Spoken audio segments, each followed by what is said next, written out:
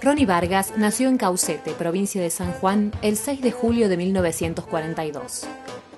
Ya en su adolescencia comenzó a trabajar en Radio Colón en su provincia natal.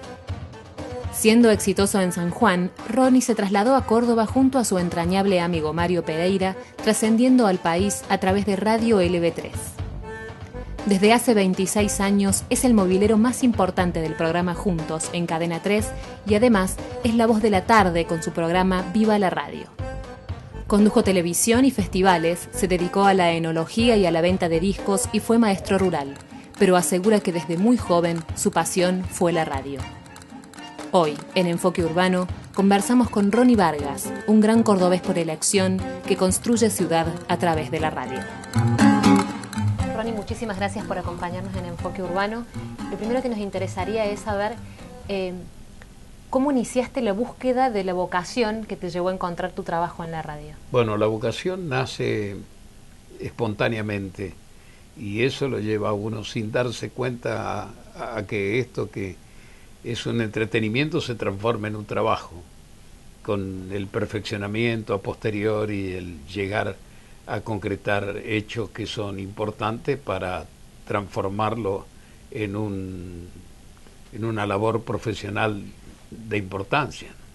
¿Siempre supo que su futuro estaba en la radio o fue un...? Yo pensé que sí, yo pensé que desde los 6 años pensé que estaba en la radio. De los 6 años estaba entusiasmadísimo escuchando la radio hasta que terminaba junto con una tía. Fui el primero en tener una radio transistores en mi pueblo, que caminaba por el pueblo y la gente llamaba la atención que yo iba escuchando una radio, pensaba que estaba loco, que de ese aparatito tan pequeño saliera una voz, cuando normalmente las radios eran a baterías y eran tremendamente grandes. Por suerte tenía un tío que viajaba mucho por el mundo y me trajo una radio transistores.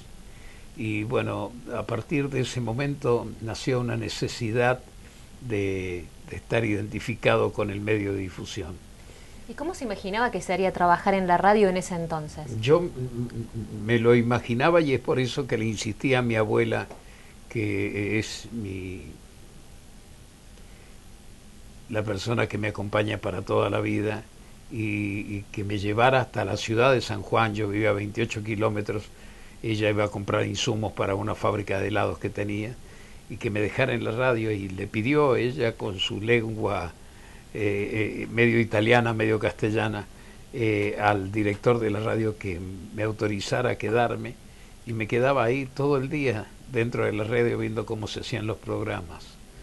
Entonces eso sucedía una vez por semana, todas las semanas de la vida, hasta que me hice un chico de 10, 11, 12 años y ya ejercía como locutor en mi pueblo, en la propaladora del pueblo, y a los 14 años era como el dueño de esa propaladora, era como decir dueño de una FM en estos momentos.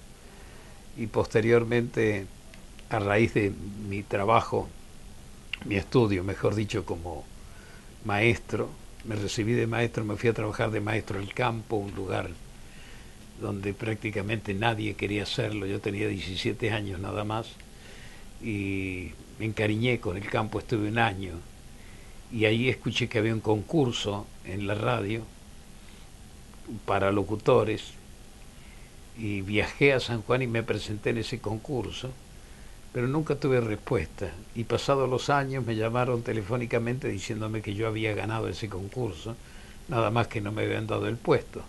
Era de otra radio que se habían enterado y me ofrecían trabajar. Me tomaron una prueba y a las 24 horas estaba trabajando. ¿Y qué diferencia encuentra entre ser el locutor de la propaladora de un pueblo a ser el dueño de la tarde en LB3? Es lo mismo. Es lo mismo.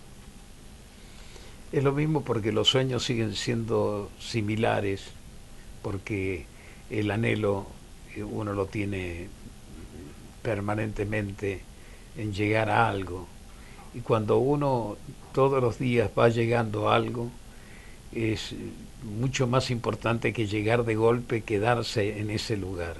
Decía Atahualpa Yupanqui hace muchos años que a él no le gustaba viajar en avión, porque el avión le llevaba de un punto a otro directamente. Le gustaba ir a caballo, porque si él hacía ese recorrido de caballo, iba parando en diferentes lugares e iba haciendo estaciones, y siempre había un motivo para llegar a algo. Entonces, esto es un motivo para llegar a algo. El estar en la radio es un motivo para llegar a algo todos los días. Y actualmente, que lleva tantos años trabajando en radio, ¿qué es lo que lo lleva a levantarse todos los días y seguir haciéndolo con tanta pasión? La intención de llegar. Eso que te decía hace un instante. Todos los días pienso en llegar a algo. No me preguntes llegar a qué, pero llegar a algo. ¿Usted cree que existe una conexión particular en la forma en la que usted lleva adelante su programa y los oyentes lo escuchan? Yo creo que sí, yo creo que sí. Yo creo que hay una manera de transmitir y una manera de conocer a la gente. A mí me encanta muchísimo entrevistar a personas, introducirme dentro de las personas y conocer la intimidad de las mismas. Y como sé que la mayoría de la gente quiere introducirse también en esa persona y conocer su intimidad, estamos comulgando prácticamente el mismo estilo, él como escuchador y yo como decidor.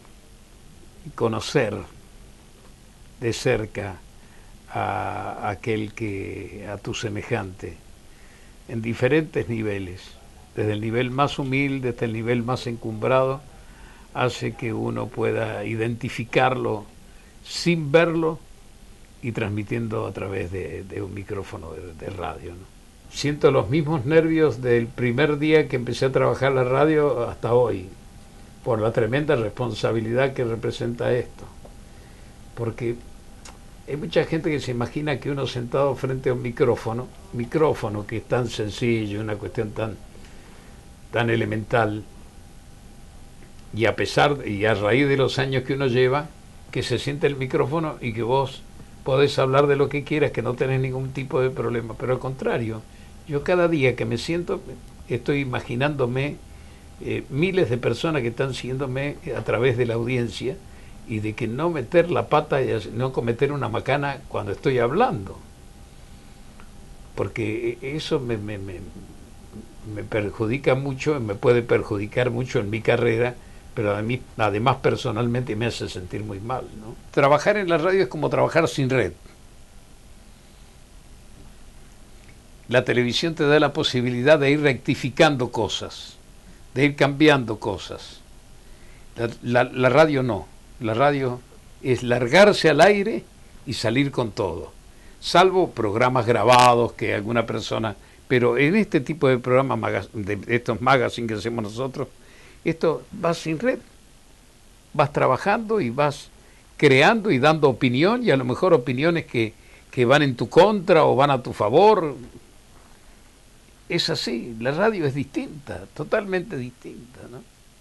Permanentemente nosotros, o yo a través de la radio, estoy buscando elementos que vayan ayornando el programa, porque estos son 26 años, o 27 años, o 40 años de trayectoria, o 40 y tantos años de trabajo en la radio.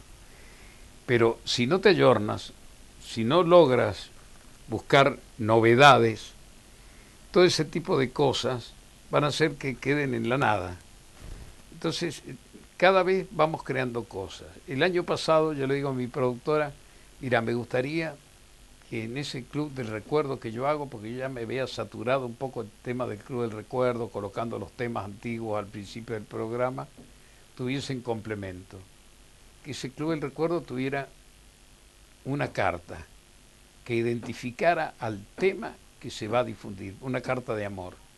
Pero ¿qué quiero significarte con esto?